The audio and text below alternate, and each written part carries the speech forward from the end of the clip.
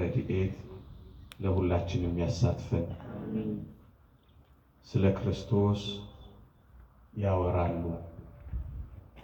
በዚህች ምሽት እንደ እግዚአብሔር ቅዱስ ፈቃድ የምንማርበት የትምህርታችን ርዕስ ነው። የሐዋርያው የቅዱስ ጳውሎስ መልእክት ወደ ፊልጵስዩስ ሰዎች ምዕራፍ 1 ከቁጥር 15 እስከ 17። የፊልጵስዩስ መልእክት ምዕራፍ 1 ከቁጥር 15 እስከ 17።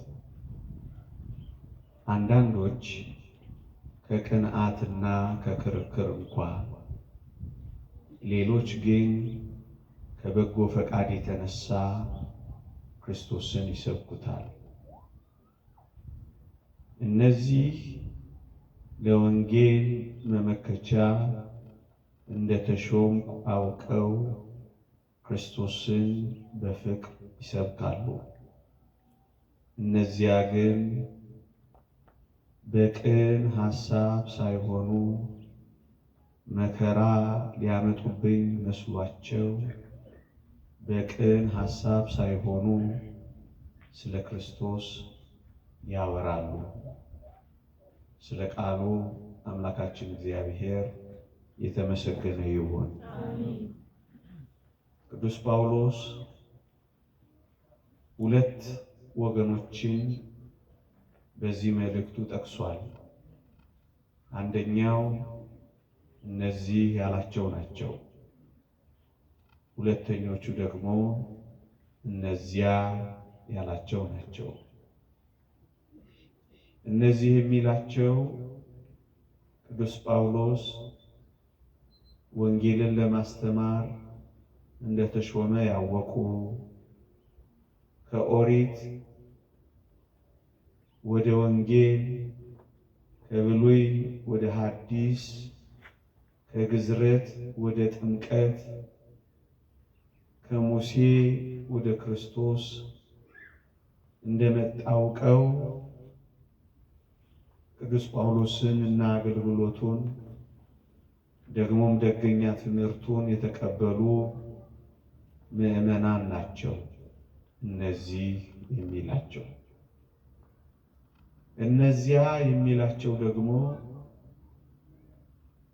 ጳውሎስ ከመቼ ወዲህ ነው ተሳዳጅ አልነበር እንዴ?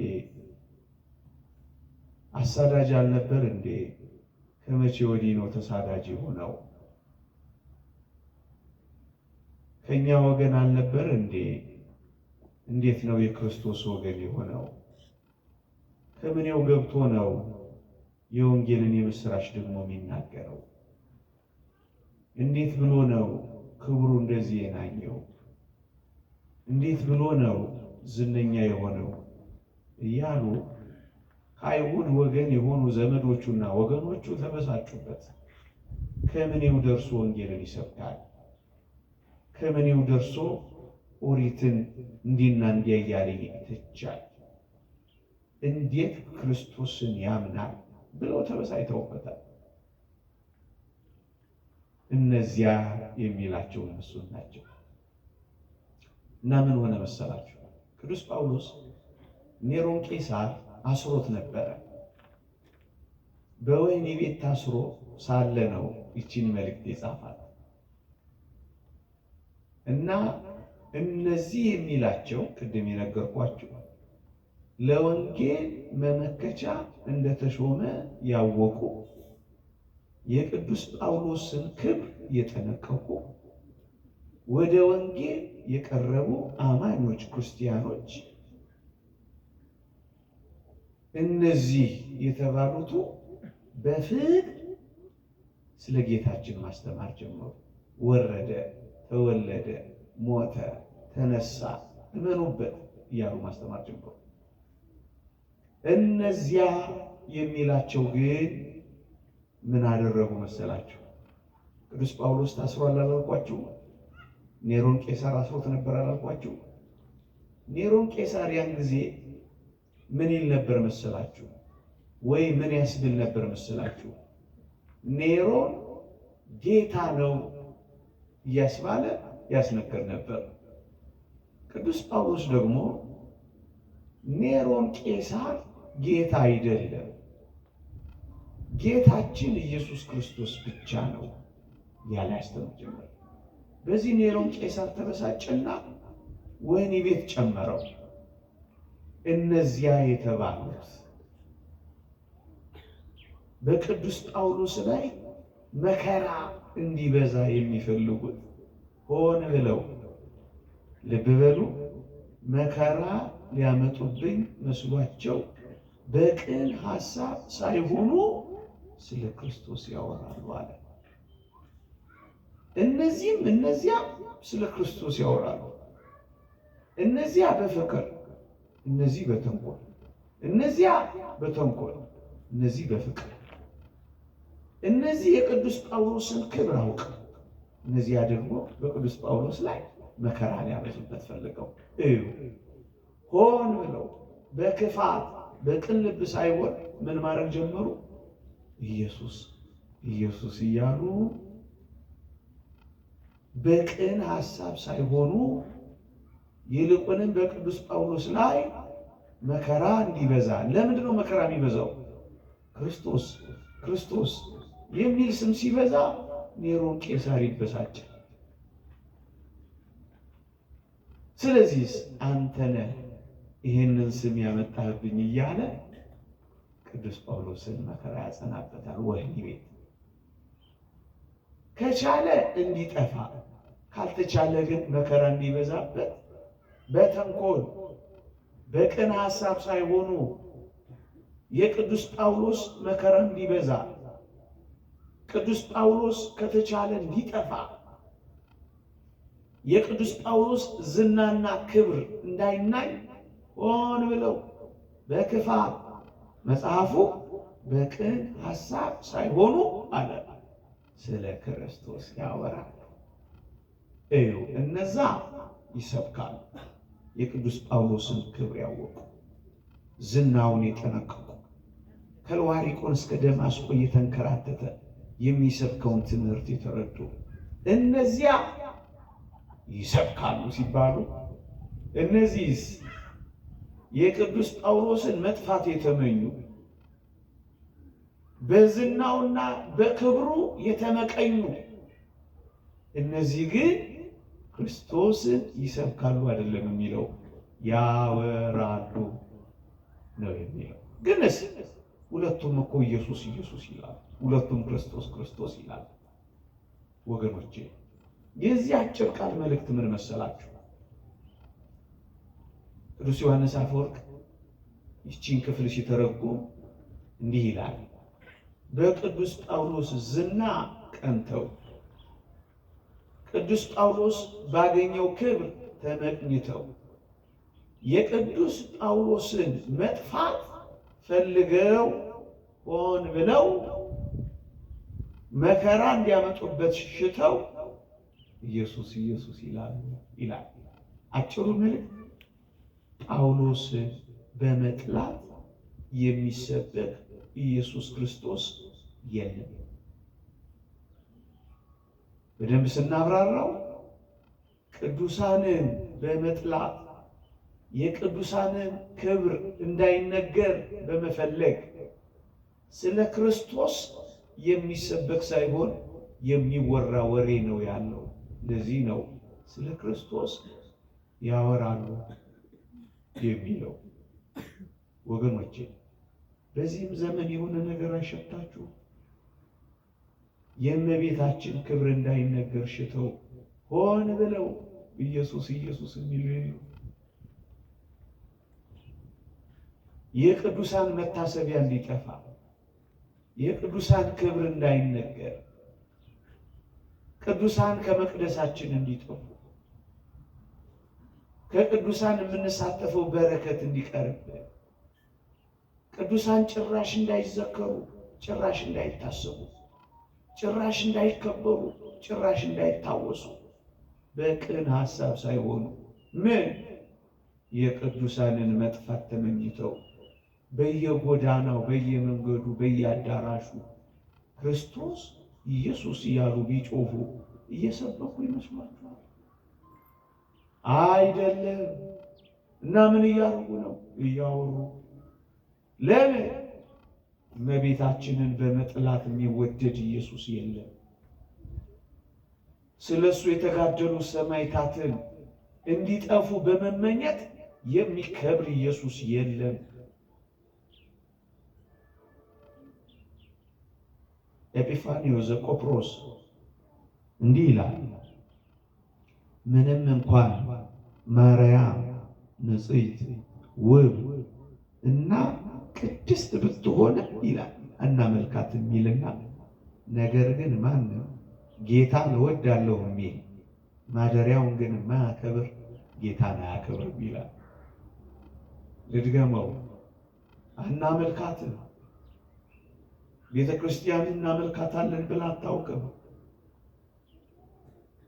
ነገር ግን ማንም ጌታን እወዳለሁ የሚል ማደሪያውን ቅድስት ድንግል ማርያምን ግን የማያከብር ጌታን አያከብርም ነው የሚለው። ኢየሱስ ክርስቶስ በምን ይከበራል ካላችሁ፣ ወይ በቅዱሳን ይከበራል። ለዚህ እኮ ነው መጽሐፍ ቅዱሳችን እናንተን የጣለ እኔን ጣለ ነው የሚለው። ስለሱ የሞቱ ሰማዕታትን እየጣሉ ኢየሱስን ማንሳት አለ። ማደሪያው ድንግል ማርያምን እንደሌለች እየቆጠሩ ቤተ ክርስቲያን እንዳታስባት ስሟንም እንኳን እንዳትጠራ እየፈለጉ የሚከብር ኢየሱስ ያለ ይመስላችኋል? የሚሰበክ ወንጌል ያለ ይመስላችኋል? ማደሪያውንም አያከብር ጌታን አያከብርም። አያችሁ፣ ቅዱሳንን በመጥላት ኢየሱስን መውደድ አይቻልም። ቅዱሳንን ችላ እያሉ ኢየሱስ ክርስቶስን ማክበር አይቻልም። ለዚህ እኮ ነው እናንተን የጣለ እኔን ጣለ፣ እናንተን የተቀበለ እኔን ተቀበለ ያለው። ኢየሱስ ክርስቶስን የምንቀበልበት አንዱ መንገድ ምንድን ነው ካላችሁ፣ ቅዱሳንን በመቀበል እኮ ስለሆነ ነው። እናንተን የተቀበለ እኔን ተቀበለ የሚለው ወንጌላችን። በመስደብ በመንቀፍ እንደዚህ ይሆናል?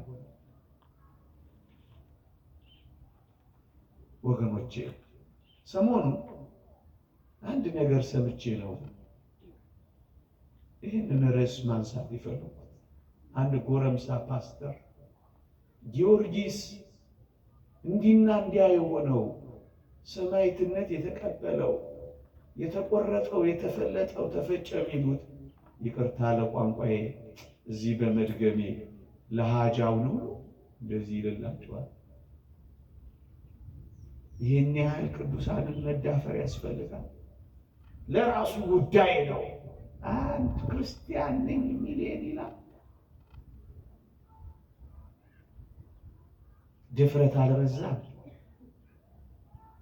ቅዱሳንን መሳደብ አልበዛም እንዴ? ወገኖቼ ቅዱስ ጊዮርጊስን በመሳደብ የሚከብር ኢየሱስ ያለ ይመስላችኋል? ስለ ክርስቶስ ጥብቅና ለመቆም የግድ ተክለ ሃይማኖት መነቀፍ አለበት? ክርስቶስ ለመክበር የግድ የሱ የሆኑ ሰማዕታት መዋረድ አለባቸው? ምን አይነት መንፈስ እንደሆነ ተረዱት። የስድብ መንፈስ፣ የአውሬው መንፈስ በቅዱሳን ላይ አፉን ይከፍታል የተባለው የመጨረሻው መንፈስ አይመስላችሁም? ያጌጠ መንፈስ፣ ከረባት የለበሰ መንፈስ፣ ወንጌል የያዘ መንፈስ። እንዴ ወገኖቼ መጽሐፍ ቅዱሳችን እኮ እንዲህ አይልም። ለሃጃው ነው ያለ ይመስላችኋል? አይደለም፣ አይደለም፣ አይደለም። ጥቂት ነጥቦችን ልንገራችሁ።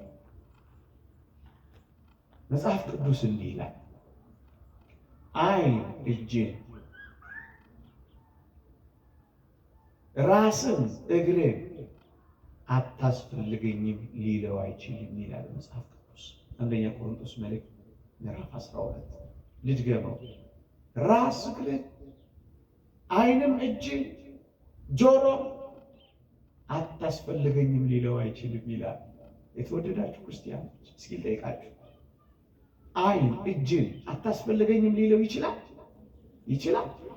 ይችላል? ለምን? እጅ መክቶ ካላዳነው በቀር ዓይን አይጠነቆልም? ያስፈልገዋል? አያስፈልገውም? አታስፈልገኝም ሊለው አይችልም ይላል። ራስ ስለሆነ ብቻ እግርን ሂድልኝ ዓይንንም ወዲያልኝ ቢለው ራስ እኮ ሆኖ መቀጠል አይችልም።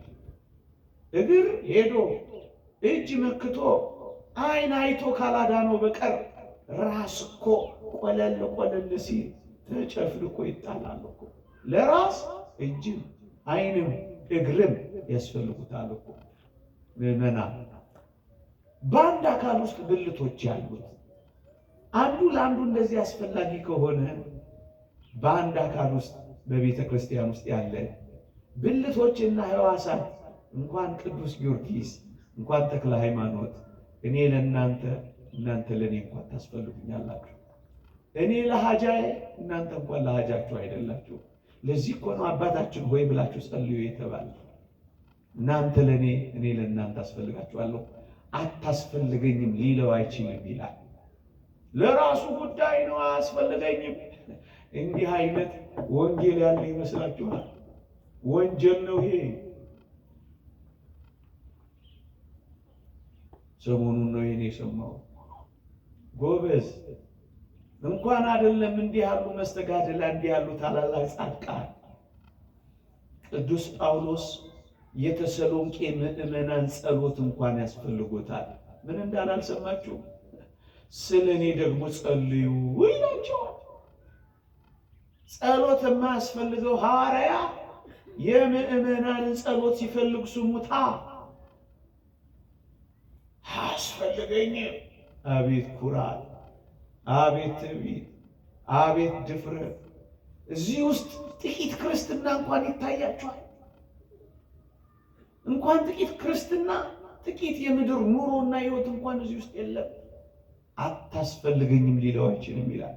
ወንጌል እንደዚህ ነው። እኛ ክርስቶስ የቤተ ክርስቲያን ራስ ነው። ቤተ ክርስቲያን የክርስቶስ አካል ናት። በአካሉ በቤተ ክርስቲያን የምንኖር እኔና እናንተ ደግሞ ሕዋሳትና ብልቶችንን ወገኖቼ። ታዲያስ አንዱ አንዱን አታስፈልገኝም ሊለው ካልቻለ ቅዱስ ጊዮርጊስን ተክለ ሃይማኖትን አታስፈልገኝም ሊለው የሚችለው ይቅርታ አድርጎልኝ ዲያብሎስ ብቻ። ታዲያስ ቅዱስ ጊዮርጊስን በመስደብ የሚከብር ኢየሱስ አለ? ጎርጎርዮስ ዘንዚናዙ በረከቱ ትደርብንና እንዲህ አለ፣ አትናቴዎስን ማወደስ ጸጋ እግዚአብሔርን ማወደስ ነው አለ። ቅዱሳንን ማክበር ኢየሱስ ክርስቶስን ማክበር አይደል? ክብር ለሚገባው ክብር ስጡ አለ እንጂ ክብር ለሚገባው ክብር ናቁ አለ። ወንጌላችን እኮ እንደዚህ ነው። ኢየሱስ ክርስቶስ በዚህ የሚከብር የሚመስላቸው አሉ። እነዚህ ሰባክያን አይደሉም፣ አውሬዎች ናቸው። ለዚህ ነው ስለ ክርስቶስ ያወራሉ የሚለው። ምዕመናን፣ ወሬ ነው፣ ስብከት አይደለም፣ ወንጌል አይደለም፣ ወንጀል ነው። እንኳን አይደለም እንዲህ ያሉ መስተጋድላት እንዲህ ያሉ ሰማዕታት ቀርተው አንድ መልአክ ለአንድ መልአክ እንኳን እንደሚያስፈልግ ልንገራችሁ። ቅዱስ ገብርኤል ለነቢዩ ዳንኤል ራእዩን ሊገልጽለት በሄደ ጊዜ ምን እንደሆነ ታውቃላችሁ? ራእዩን ሊገልጽለት ሄደ። የፋርስ መንግስት አለቃ ግን 21 ቀናት ተቋቋመኝ ይላል።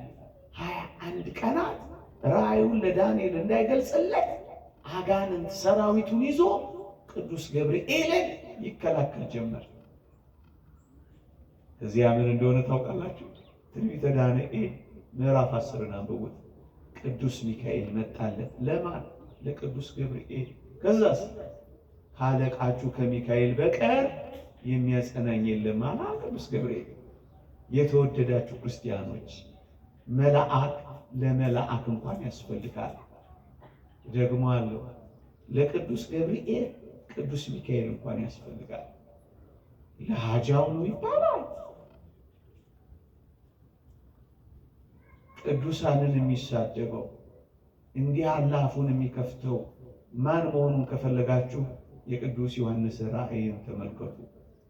ቅዱሳንን የሚሳደብበት አፍ ተሰጠው ይላል። ይሄ የመጨረሻው ዘመን ምልክት ነው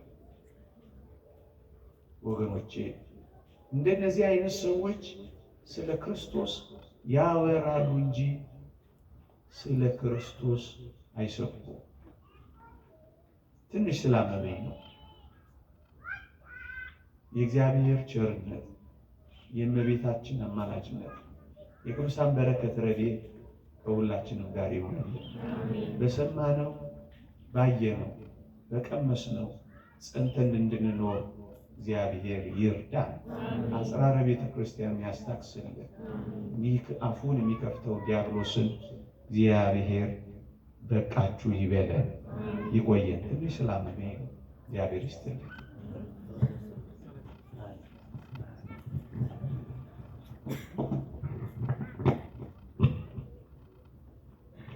ላስተማሩን ለመከሩን ለክቡር መምህራችን መጋቤ ሃይማኖት መምህር ኢዮብ ይመኑ እግዚአብሔር አምላክ ቃለ ሕይወትን ያሰማልን፣ ቃለ ሕይወት ያሰማልን።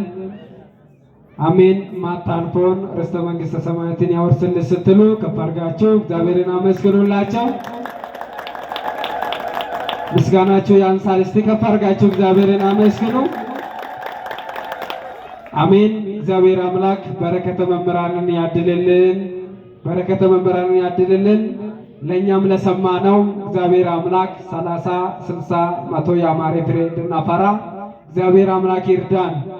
በአጭር ደቂቃ ውስጥ ብዙ ቃላት እንደሰማችሁ እርግጠኛ ነኝ። ቅድም በመነሻ ጠቅሼላችኋለሁ። ከረጅም መንገድ ነው የመጡት።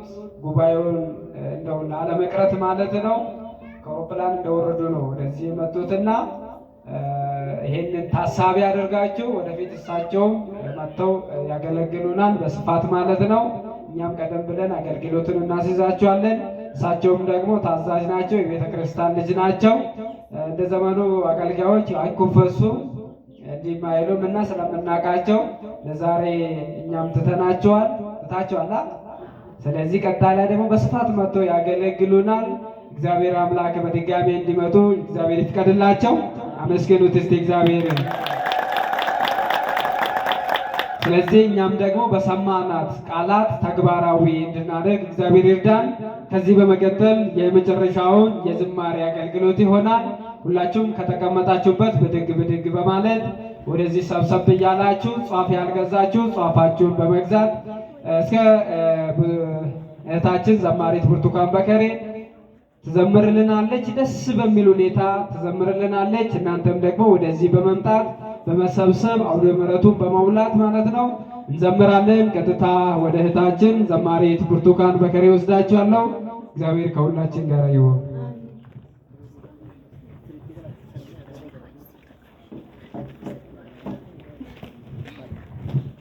በድጋሚ እንደምን አመሻችሁ፣ እንደምን አመሻችሁ። አሜን። አምላካችን ስሙ ዛሬም ዘወትርም የተመሰገነና ከፍ ከፍ ያለ ይሁንልን። የወይን ሐረግ ነሽ የወይን ወልደሻልና መድኃኒቱን ወልደሻልና ኢየሱስን እያል እያጨበጨበን እልል እያልን በአንድነት እንዘምራለን።